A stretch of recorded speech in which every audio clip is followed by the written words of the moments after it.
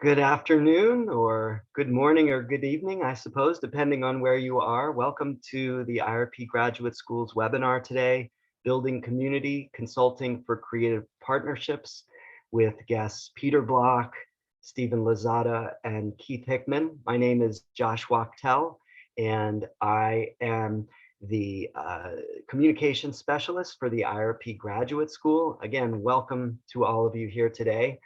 The first thing I'd like to invite you to do is to please let us know where you're coming from, where you're joining us from, where in the world in the chat, but please listen carefully. When you do that, when it says to, select that little button and click all panelists and attendees. It's defaulted to all panelists, but we'd all love to see where you're from. So all panelists and attendees. We'd love to hear where you're coming from. Tennessee, Michigan, I see. Welcome. So that's a nice little scroll going down there as we get started today. I'm going to take one moment to close the door against the dog. Excuse me.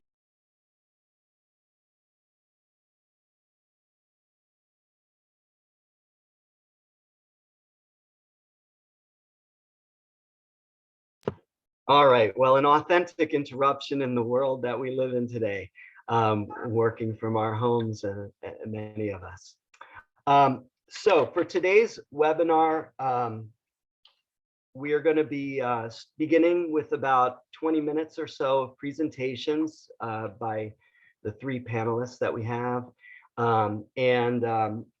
After that, we're going to be breaking into hopefully a significant amount of questions and answers, and we really welcome your questions.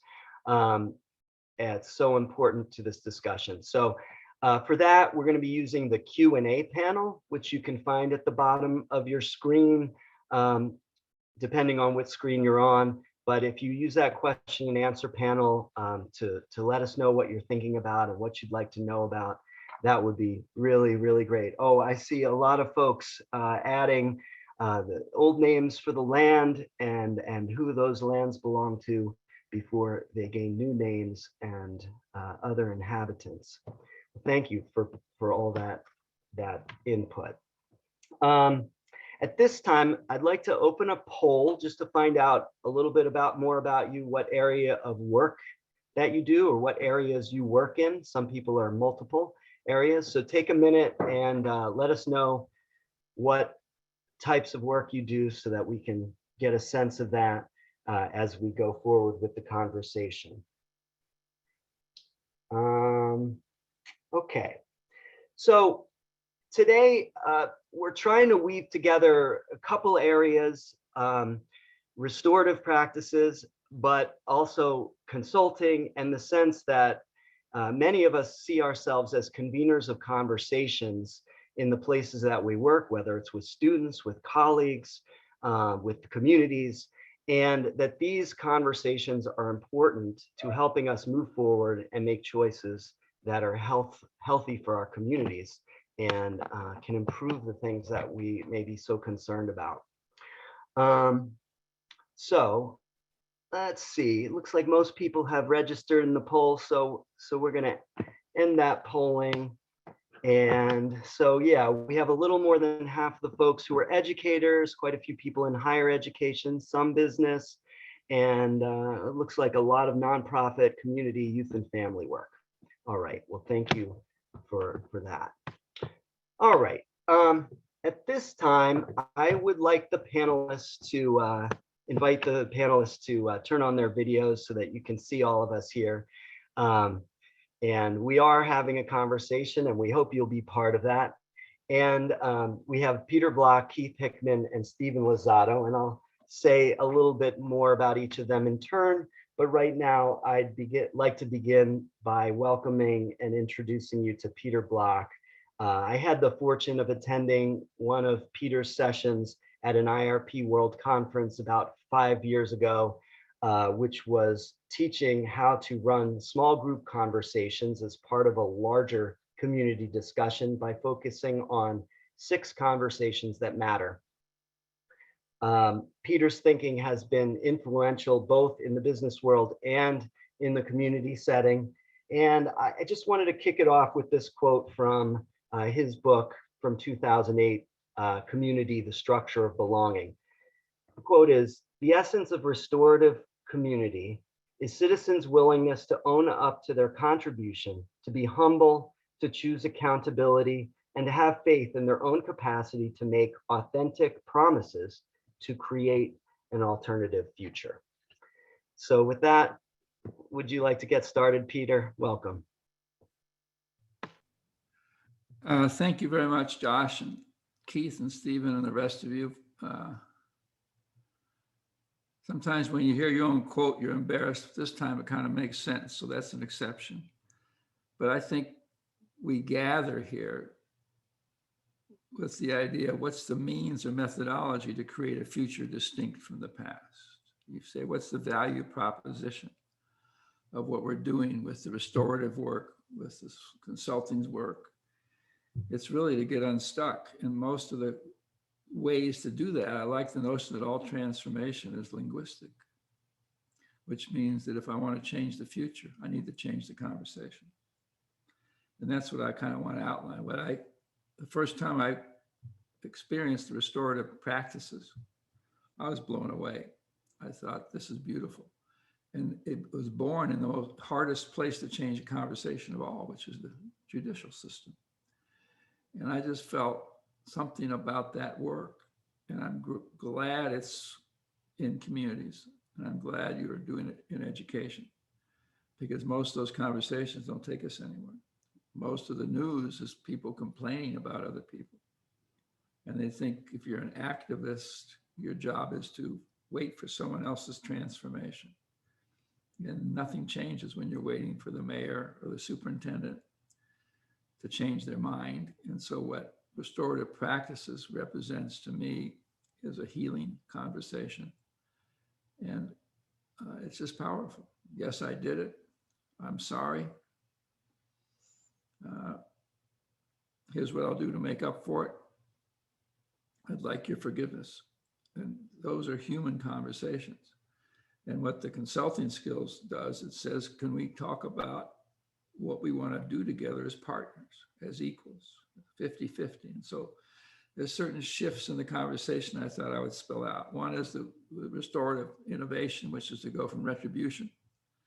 You know, we have this notion that people need to be punished, and that there's something restorative about, you know, not. And so you say, let's restore. There's been a break between us. How do we restore that? The typical activism is to make demands, and that's just not very powerful. Part of the consulting skills says it's got to be 50-50. It's not only, here's what I want from you, but in each case you say, what do you want from me? As soon as I ask you, what do you want from me? I decide I'm an agent and a player in this, instead of a helpless citizen fool waiting for someone else to take care of my children. And so the question, what's your contribution to the problem? When we bring people together in schools or in communities, I always have them make a list. What changes can they make? What changes can you make? And the longest list is, what changes can we make as citizens? And so in a way, the consulting skills, restorative practices confront normal citizens with their own agency and their own accountability. And with schools, what we're trying to do is raise a child. And we've outsourced that to the schools. And that's an expectation they can't fulfill. They cannot raise my child. The police cannot keep me safe. The healthcare system cannot keep me healthy. And so I think this activity between consulting skills, the community conversations, restorative practices, is trying to say that there's something we can do together, which is create an alternative future. And to do that, we talk about possibilities. We don't just talk about problems. To do that, instead of arguing, we get curious. To do that and create an alternative future, we got to get in small groups sooner or later, so I can really find out, who are these fools? Who are these people? And what you're trying to do is share accountability. And it bothers me when superintendents and school officials or neighborhood officials, treat citizens as if they're customers. We are not a customer of the school system. I am not a customer of the neighborhood or city council. We're partners in trying to do some very basic things, which is to raise a child, which is to keep ourselves safe, which is my health is dependent on my volunteerism more than it is on the healthcare system. If I get involved in my neighborhood for 100 hours a year, I'm going to live a year and a half longer. That's a pretty good deal. And so I think that's what these workshops, these trainings are about, is to shift the conversation into one that has the chance to create together a different future than what we've been experiencing. And so a friend of mine, Peter, says, if you're going to argue with me, I'm warning you right now, I'm going to take your side. And I love that, because what are we arguing about? And I know when I'm stuck, because I make the same point for the third time. What do you do with that? People show up in community meetings and they share their voice. I want to tell you my story. I asked them, how many times have you told people your story? Oh, dozens of times. It's let go of it. We don't come to make speeches to each other. And I think the restorative work, the consulting work, the community work is to stop speech making and say, what do we want to create together? And that's what this methodology is about. And it's kind of simple, like the consulting skills say, tell me what you're up against. And then it says, and you don't try to be helpful, you just try to listen. And then you say, what do you want from me? Well, here's what I want from you. And then you ask somebody a question. How do you feel about the amount of control and vulnerability you have in this moment? Got it. And then you say, so I know we came to argue, but is there anything we can agree on? And the national debate is unwillingness to talk about it. We're kind of surrounded and flooded by this love of investigative arguing. But I think that's the promise of why we're together doing this, is to say, let's raise our children together. And let's talk what the neighborhood can do to support a child, not just what the school can do to manage better.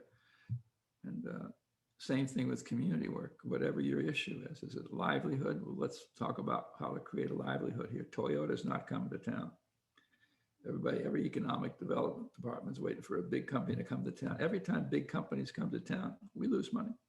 We give them 30-year tax benefits, and on the 31st year, they say, sorry, we're moving. And so all the negotiated, so this is trying to say, let's build relationships with each other first. And there's a way to do that. You ask them silly questions. In 6 conversations, we ask them, when did you first start caring about this school?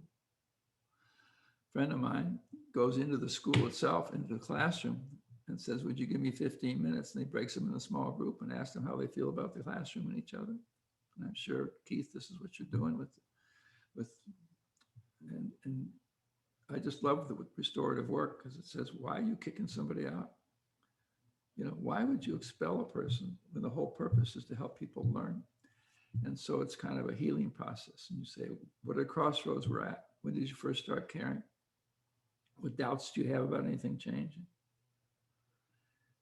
What's the commitment you're willing to make with no expectation of return? These questions move us somewhere. My story about what got me here, I love the quote, in Russia, even the past is unpredictable. Got it? Same with my life. And so everybody bringing their stories forth doesn't change anything, because we're trying to change the story. And in some ways, we're trying to provide healing, collaborative, partnership, restorative, consultative structure in which we can create an alternative story for us and let go of how we got here. The past, I made up. We all have stories. And even all the community conversations now, we don't know what engagement looks like, because mostly we have leaders standing up in front of citizens. Here's what we have in mind. How do you feel about that? That's not engagement. If I did that in my household, I'd be in trouble. All right. So instead of saying Q&A, even though we'll do that here, you say, why don't you as citizens, as parents? I go to back to school years and they say, they put me in a classroom and they say, they make me feel like a student again. Where what I didn't do was meet the other parents. And a restorative process, how do we get people who thought they were strange? So you might say this is a form of hospitality, which is the welcoming of the stranger. And with Stephen and Keith and Josh, I'm sure you, as a moderator of your community, what we're trying to do is bring strangers together, let go of the story they came in with, and invite them into very specific questions. They give them a chance to say, well, what do we want to do together? And it just puts aside the usual protocols, Robert's Rules of Order.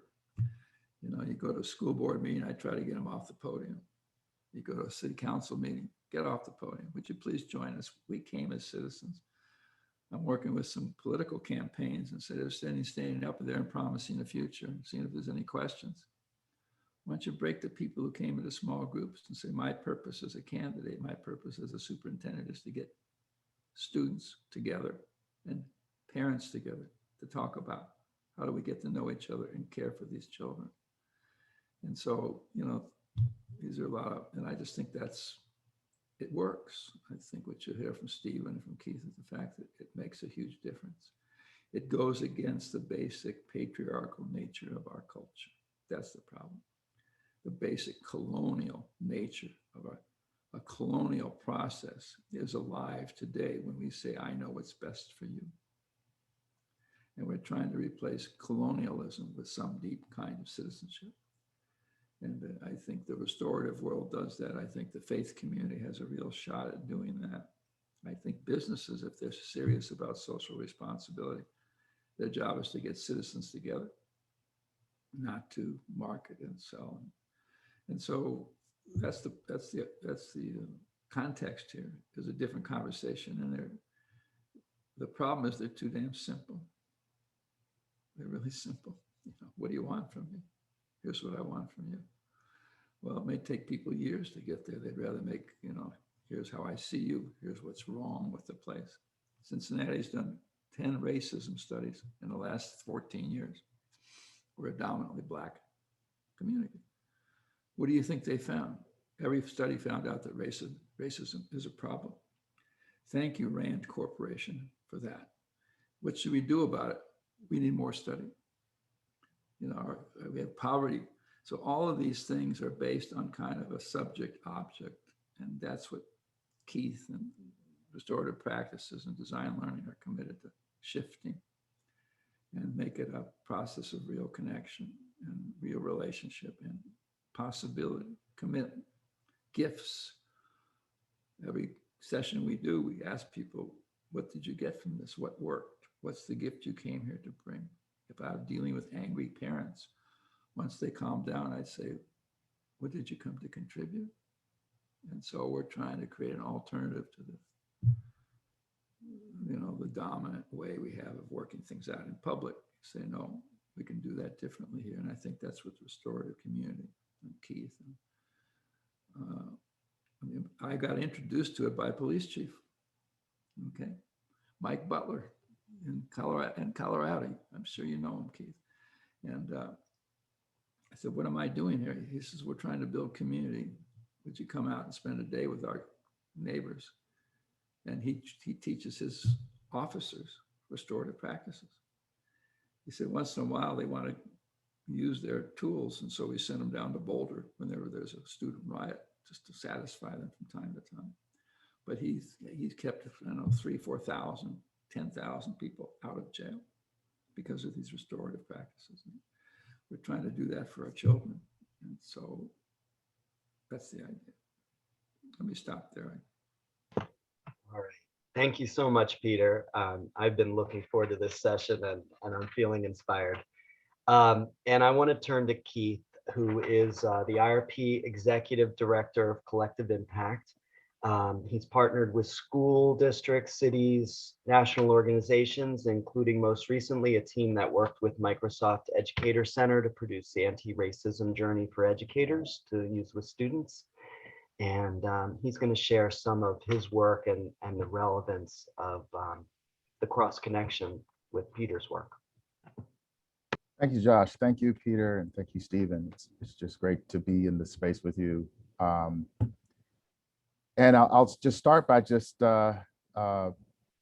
thanking Peter and Stephen for the gift that they've given me and IRP in terms of the master level coursework and conversations that I've had the opportunity to take part of, and the flawless consulting work with Stephen. And I've been working over the last 6 to 9 months to integrate that work into our restorative practices space, particularly when we work in the K-12 space and working with community stakeholders that are working to hold schools accountable to the change and transformation that they're seeking. It's just quite a fascinating intersection of this work in this space. And so I want to spend my time talking a little bit about what that looks like and how that feels for me and how that feels for others.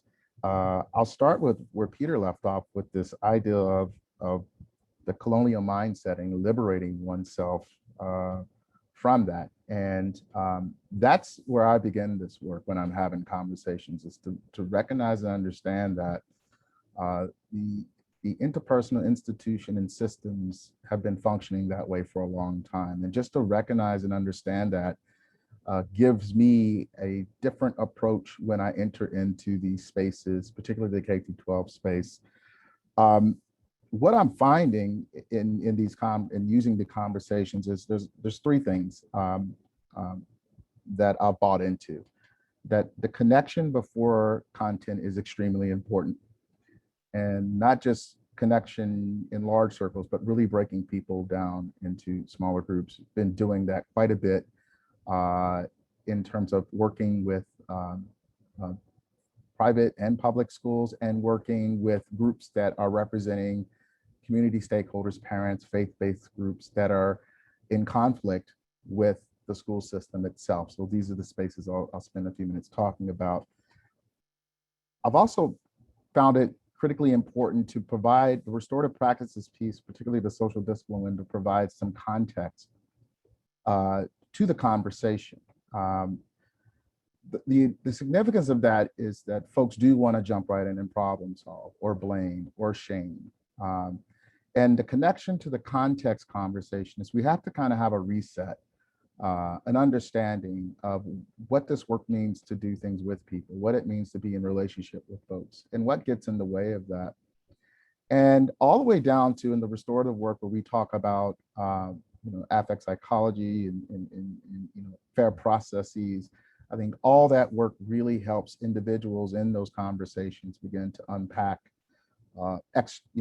look externally at how institutions have influenced their way of thinking and their way of relating, going back to what Peter talks about with the colonial mindset and those processes that are in place.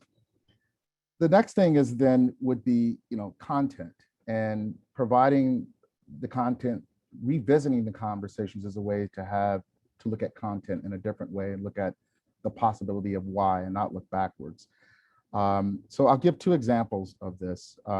I believe that in the K-12 space, this work exists within the human capital framework, within the human capital system. And more, I am having conversations with superintendents and their representatives about where this work really does intersect and fit within that space. And when we talk about the human capital framework, we really are talking about strategies and how strategy, which to be strategy, before getting to strategy, you have to have the conversations in order to build the right strategy and co-create the strategy. And how that actually can influence and should influence changes within the K-12 system and spaces. How that then requires leaders to be different types of leaders, more socially, emotionally engaged, leaders that are leading not only conflict, but also are leading culture. And in the culture space, which reinforces all those things. So I bring that in my conversations to superintendents as a way to connect and find language that they can understand and resonate with. And then we talk about then not only the why, but the why and the how. And the how being how these things, connection, context, content, intersect and create this new possibility, the contributions that each person are going to make in those spaces, and how important it is for those contributions to be aligned, and how that alignment can result in transformation through the community context. And so that's kind of the multi-framework that I'm using to really begin to get schools to see differently. And again, what Peter points out is that we turn our children over to schools and expect them to do something with them, fix them. I'm not sure what we're expecting them to do with them. And we give over our power and agency to schools. And schools really, for the most part, take advantage of that, or they don't know what to do with it.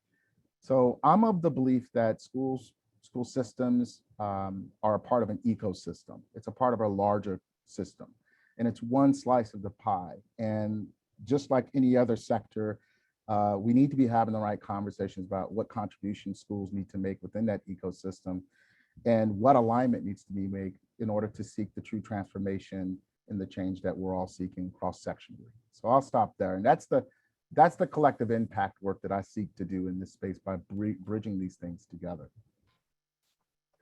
Thank you, Keith. And finally, for this portion, we're going to go to questions and answers after Stephen Lozado will talk for a few minutes. He's a consultant with Design Learning. He's worked with both large and small businesses, nonprofit organizations, and federal agencies. And he will be facilitating the Flawless Consulting workshops for the IRP graduate school community later this summer and fall. Stephen. Well, thank you. I love what Peter and Keith have contributed here.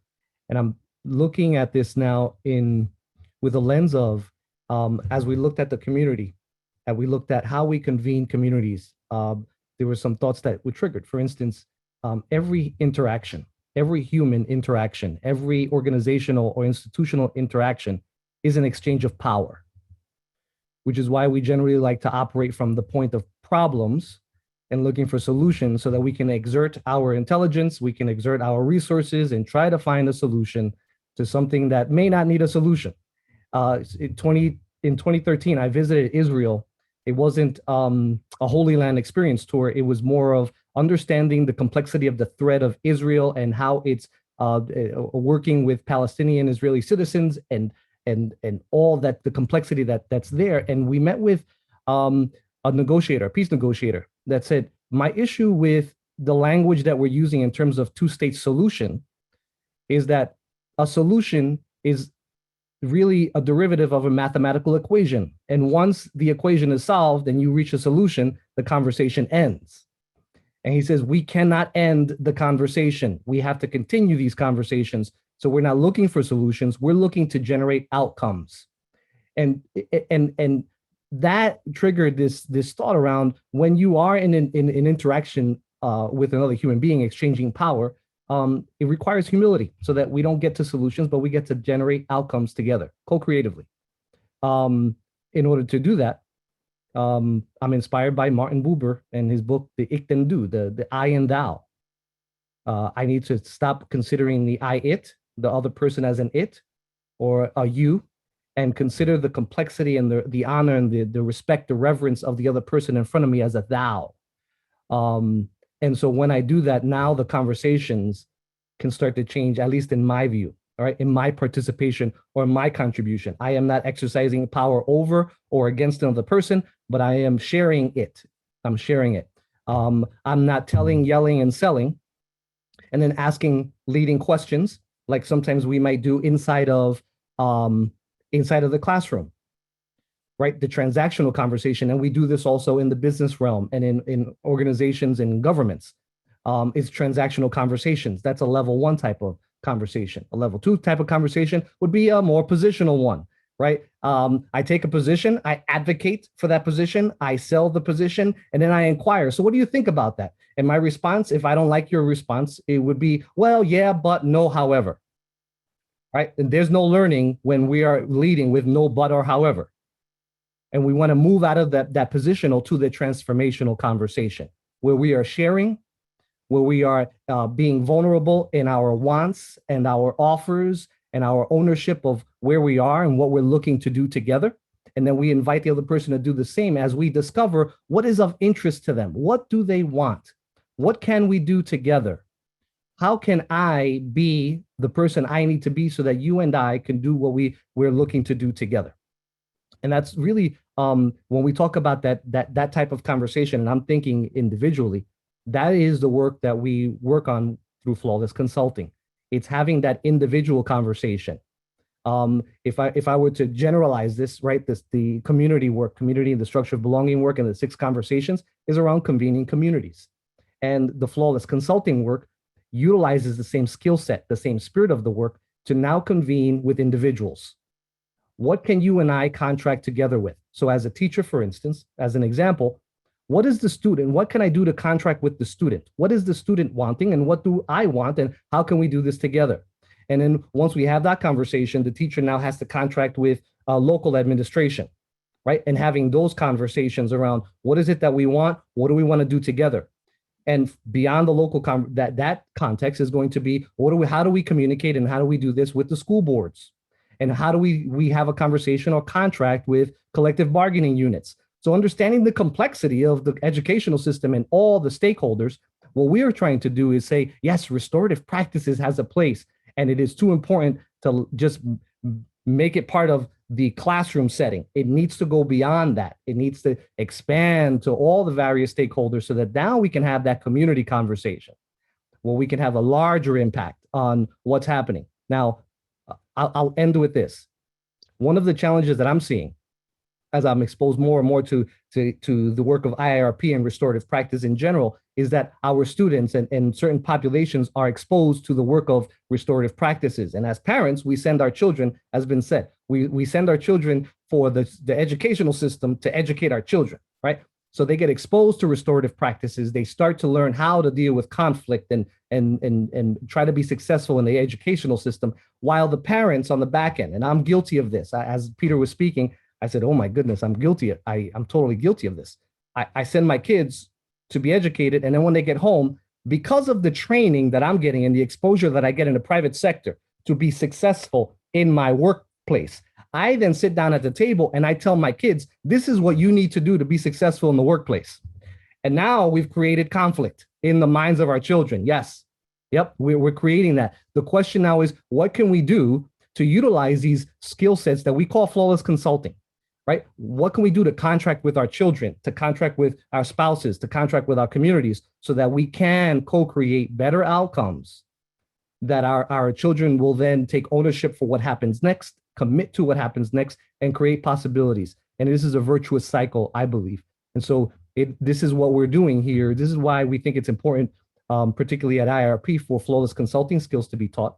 It's to say, what can we do to bring these skill sets so that we can help the educational systems and our community institutions, while also bridging that gap into the workplace, which is where we spend most of our adult lives. And what can we do to bring some cohesion and sense to this whole space? All right. Well, thank you, Stephen. So at this point, I would like to, we're going to go to a more free conversation format. I do want to invite people to use the Q&A for questions. There's a Q&A button, and I'll be reviewing those. And if there's similar ones, I'll try to pull that together. There's also been a lot of great chat. I do want to say, if you want to chat to all panelists and attendees, then all the attendees will see your great comments too. There were a few to the panelists, which I thought maybe people wanted other folks to see, which is great as well. So I'm going to start with this question. We got one question from Lee Rush in Bucks County, Pennsylvania. I've known Lee for almost all my life, I think. He goes back to the early days of the model programs of the IRP, working with the Community Service Foundation of Bucksmont Academy schools. And he was also influential in helping to bring Peter Block to the IRP a number of years ago and that conference I mentioned. Lee asks, in the most recent edition of Peter's book, Flawless Consulting, he has a chapter entitled Teacher as Consultant. Peter, can you say more about how your work in the 6 conversations is unfolding in the field of education in schools? And others may have comments as well. And I thank you, Stephen and Keith. I know a math teacher, all right? And that chapter was written by Millard, a friend of mine, on Teacher as Consultant. She says, my job is to help students fall in love with each other in the presence of a math teacher. And to me, that captures something that people learn, students learn from each other, all right? And it's orchestrated. The context, as Keith mentioned, the content can be designed and orchestrated by a teacher. But if the teacher has to decide at some level, am I here for teaching or am I here for learning? And it's true for all of us. And mostly with state legislatures dictating curriculum and everything, it's gotten crazy. But even no matter what the world demands, I still have a choice how I show up in that room. And my job can be consultants in a sense that help students learn to contract with each other and call it experiential education, call it what you want, but it's very different than, and I always ask people, are you here to teach or you believe in learning? Most education systems prepare teachers to teach, and they have to figure out how to help people learn afterwards, even though they're named that way. And so the teacher has content, but what's the point of delivering content if nobody's listening? People say, oh, I'll take questions in a minute, but I'm running a little behind. There's 3 more points I want to make. What do you want to make 3 more points for if nobody's listening? Talk to a mirror. Besides, you knew what those points were when you walked in the room. You're wasting time. You're wasting your life, for God's sake. Of course, there's content, but how people learn and absorb content is what restorative means. It's what consulting means. It's what community means. And I used to work with teachers of in IT early on, and they're teaching people how to use computers. And I said, how's it going? And they say, it's not going great. Why not? And I sat in there, and the point is most of the students were scared shitless of what they're about to learn. And so instead we started with 10 minutes, the connection before content. How do you feel about being in this IT course? And the more they could put into words the fact they didn't choose to be there, they have doubts about it, the faster they learn. So these are really learning methodologies, and the classroom is just a small version of it. And the other thing that triggered when Keith and Stephen were talking is sometimes you have to ask people, do you want to be right or do you want to work something out? If you want to be right, hire a lawyer. Okay, we'll refund your money. If you want to work out something, then the group, the circle, becomes a symbol. The dominant symbol of colonialism is the pyramid. And people used to ask me, don't you want to work with the top? Don't you want to work with superintendents, chief executives? And I would say, why?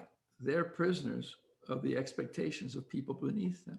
It's nice if they want to be involved, but the idea you have to start at the top is a colonial notion. It's good for business because they can write checks. But what Keith is talking about and Stephen is to say, we're really here to help peers contract with each other, and teachers, community leaders, community activists be conveners of a very special kind, which is how do you bring people together into conversations that will take them somewhere. And Stephen mentioned at the dinner table, I raised my kids thinking I knew it was good for them. Well, I made a mistake. I should have raised my kids wondering, who are you? And my kids are well into their lives now, and I'm still trying to compensate for my lack of curiosity. I thought I knew who they were, and I'm finding out. And I think the same thing in the community school settings you're in, is you're trying to be an advocate for curiosity and let go of the coaching language. You know, the coach runs the team. We're partners in this world. Can't we just act that way once in a while when Stephen and Keith are in the room?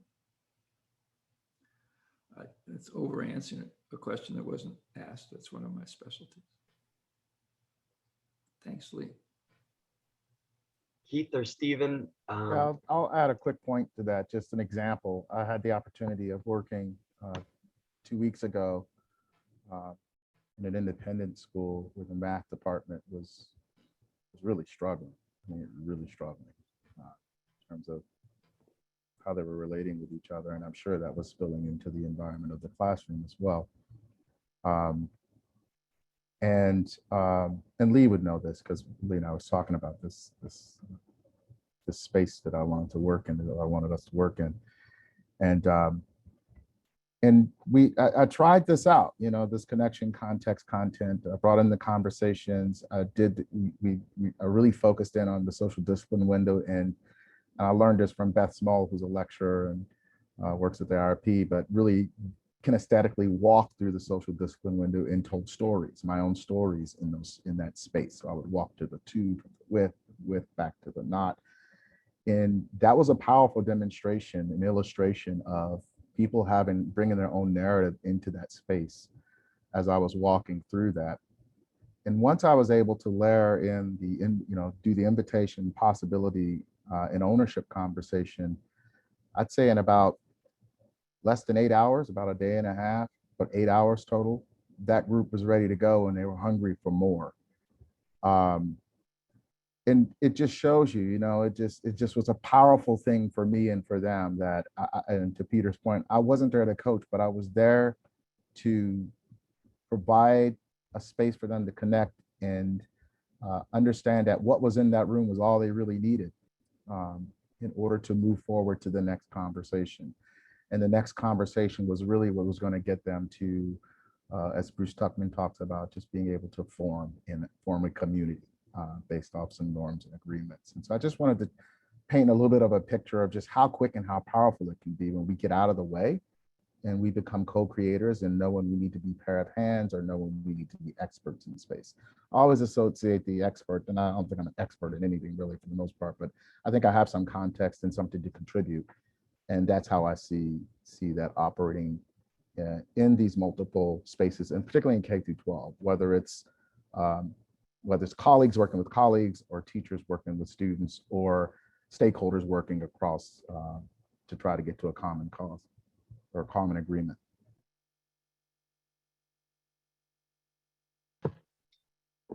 I have, a few more questions about schools, asking about the punitive nature of most schools. How can we use this information to mitigate disciplinary action?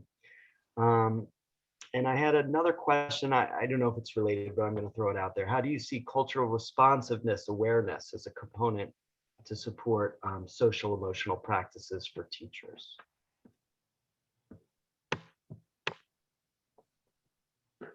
I'm going second. All right. Who's going first? Stephen, you want to, I don't know. Yeah. Let's see. What was the first question again? The punitive nature of schools, it is a big concern for many people who wanting to have a different quality, of relationship with students. Yep. If I were to bring in the practice of project management, for instance, right? We're talking about punishing students for inappropriate behavior, right? The question is, we're trying to get some level of quality, some quality outcome from a student. And I think we've become professionals at reacting to situations versus planning for them and designing in the quality. What can we do to at the instance? What can we do to think about the possibilities of what are some of the risks that might occur? Should these risks happen, are we going to accept them? Are we going to mitigate them? Are we going to deal with them? Are we going to transfer them like we do with insurance? How are we going to handle this stuff? And I think that part of the challenge is that we're really good at reacting. And sometimes we don't take the time up front to design in the quality and design in the environment, design the physical environment, the emotional environment, the psychological environment, so that we can then create the safety of staying together and living together harmoniously, right? Right. I see somebody put the proactive versus reactive, right? It goes right. The mindset of being proactive is good. Then we have to start thinking of design thinking, and then bringing the community together to say what can we design so that we have positive outcomes in when we're convening. The reactionary part of us, it's still for me too colonial, too powerful. And what can we do to humble and just down regulate some of that power to co-create and design in the quality? At a certain point, I'm hopeful that the punitive nature of what we're doing will be removed, and that restorative practices isn't a response to something we didn't happen, but it is actually designed in so that we don't have to respond to something we didn't want to happen. That's where I am with that. See, just to support your language, Stephen, I think what we're talking about, you can design. It's not just having people talk. People say, does cultural consciousness help? Of course. Does anti-racism help? Of course. But we're really talking about how people connect with each other, whatever they're coming from. And we can design that. One design element, here's a tip, something very practical. Next time you're in a gathering of any kind, halfway through, ask them one question. Are you getting what you came for? We wait till the end to ask people how you feel about this, because that's a self-correcting question. So you're in the middle of something that's going well or poorly, just stop for a second. Are you getting what you came for? And then you say, don't answer it. Talk to your neighbor for 4 minutes. And then it changes the whole social contract of the room. That's what Keith and Stephen, we're trying to renegotiate a social contract away from colonial, away from I know and you don't. It doesn't give up content, but it creates content in a place where people can learn faster. And we know that all learning is social. I mean, Stanford established that with research 25 years ago, that people learn faster. One of the beauty of Keith starting with a small group, 4 minutes, 7 minutes, we asked the question, why was it important for you to come here? 4 minutes, you ask them, come back together. What they learn in those 4 minutes is not why they came, but they learn that they're not alone. And we have no idea of how deeply isolated most of our lives are. We got a taste of it during COVID. We were as isolated before COVID as we were during it. It's just the veil was lifted during COVID. And I think now is a great time to say one of our goals in the classroom, in the community, is to end our isolation from each other. And not with a party or a festival, which is fine, I like them. But it's by saying when we come together, ask them questions like, why was it important for you to be here?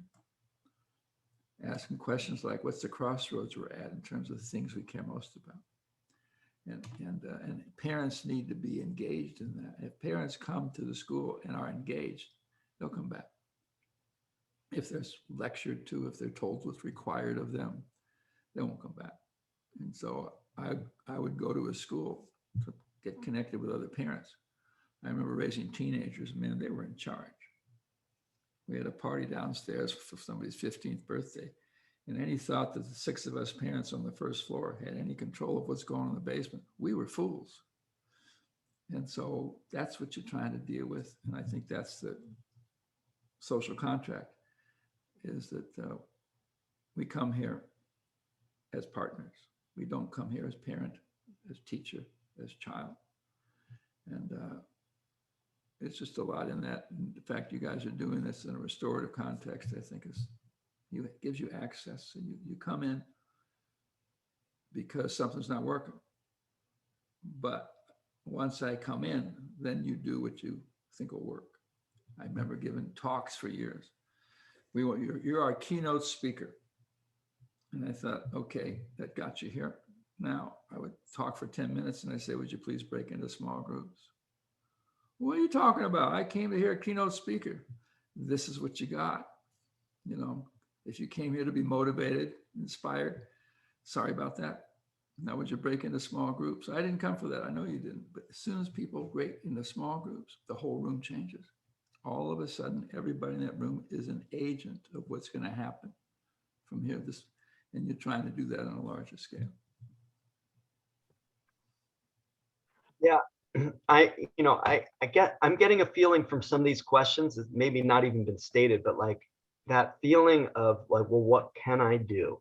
Well, I have restorative skills, but they don't want that. Or how do we engage with people who really don't know how to engage?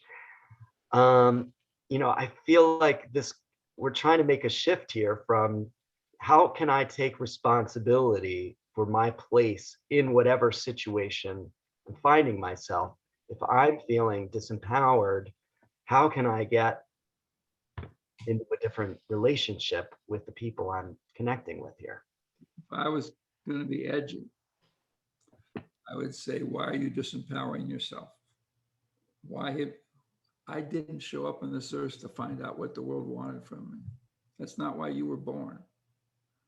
Now, we've been yelling at you ever since you're born, but that's not why you were born.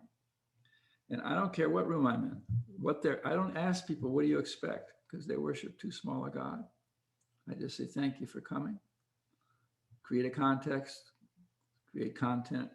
And then after 20 minutes, I'd like you to break into small groups. We can do that on Zoom or anywhere. And they say, well, that's not what. So the assumption is that I somehow have to meet the expectations, or I'm dependent on the sophistication of who else is in the room. And I never feel that way. And it takes courage. I can remember being in a church once, and it was pretty stiff and lined up, and the seats were all nailed down. And I thought, what the hell am I doing here? And I said, come on, Peter, and I said, would you please break into small groups? I did it during a sermon. Would you please break into small groups? And they're looking at me like, you're weird. I said, no, I really mean it. Stand up, move around, and find two people that you didn't know when you walked in the room. And so that's where prayer and faith is required in this work. This is faith, not religious, but you have to have faith that if people can connect with each other, they want a future that you came to help them deliver. And it's hard. It's hard work. I'll share a couple of quick examples of where this work has been powerful with IRP and our work with supporting community stakeholder groups that are around the Midwest and the South and the Northeast. They are an interfaith group, very powerful contingency of community stakeholders, families. They're well represented, and they really, quote unquote, hold accountable.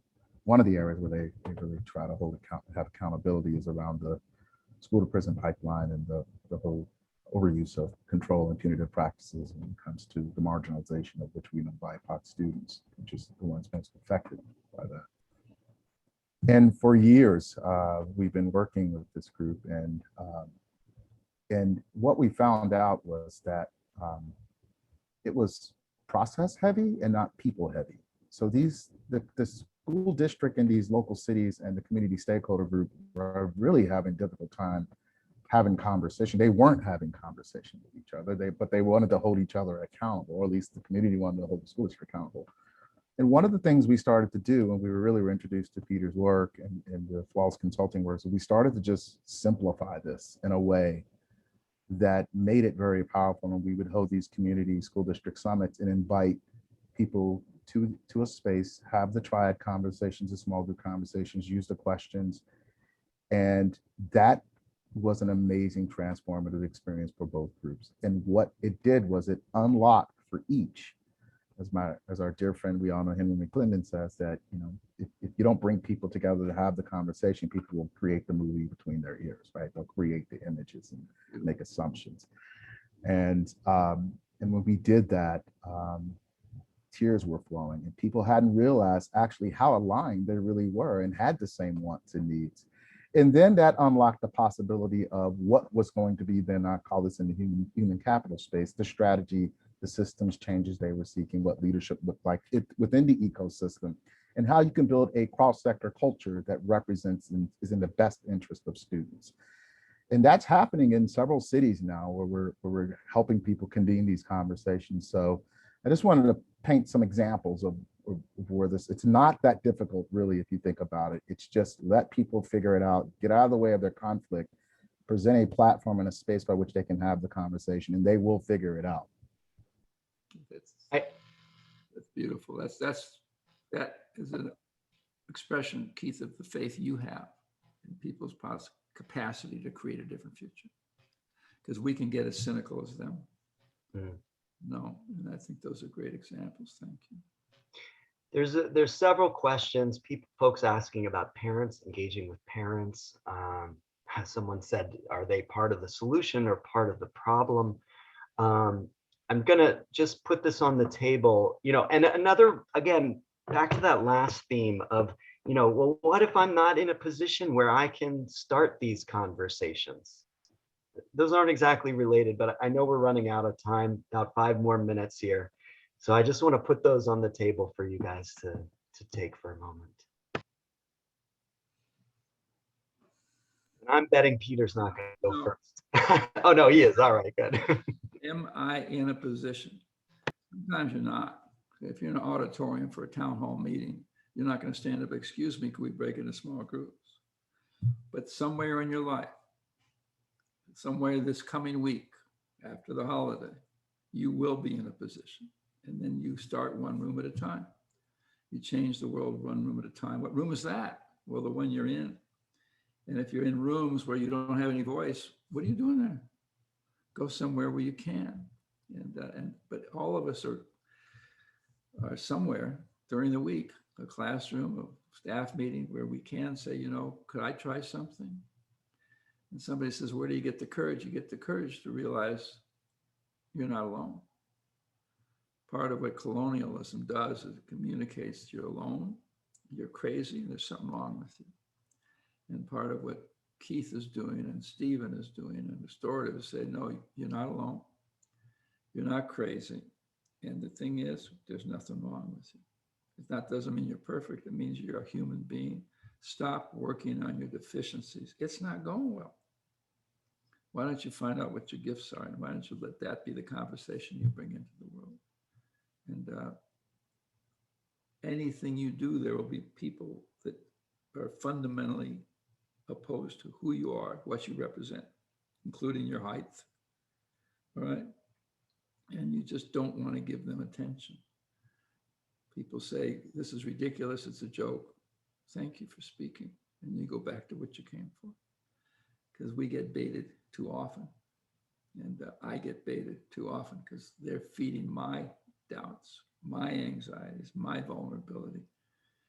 And if I realize I'm not alone and there's nothing wrong with me, sometimes I don't take the hook. And then sometimes I do.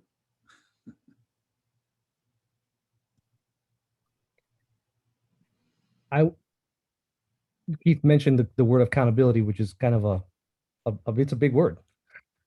And unfortunately, I think that very recently, that word accountability has become a euphemism for punishment, where we hold people accountable instead of holding a space of accountability, where giving account is both a tally. If we're using in accounting terms, right? You have an account, there's a tally, we tally results, and the account is also a narrative or a story. And so in this, as we move forward and say, well, it might not be my role.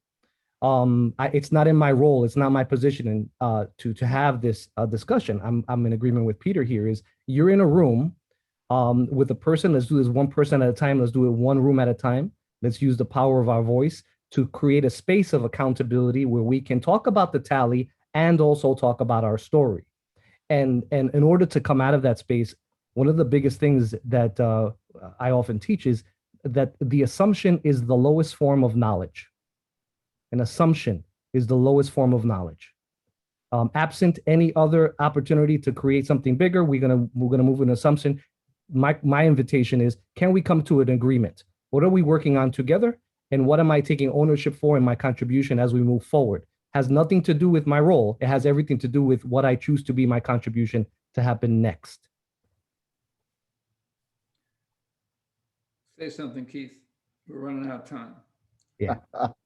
No, I love it. I love it. I tend to talk about, you got to be, in order to be responsible, there has to be, you got to honor people's dignity, humanity, and responsibility before accountability. So to be accountable, I have to be able to connect and have some social capital in this game.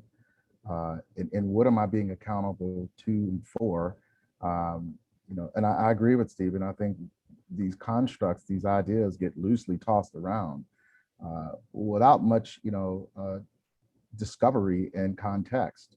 You take something even like, equity, for example. I mean, you ask 10 people, equity can mean different things to 10 different people. So we have to have the conversation in order to unpack and come down to some common language in order to be accountable to what I need to be accountable for, which is people at the end of the day.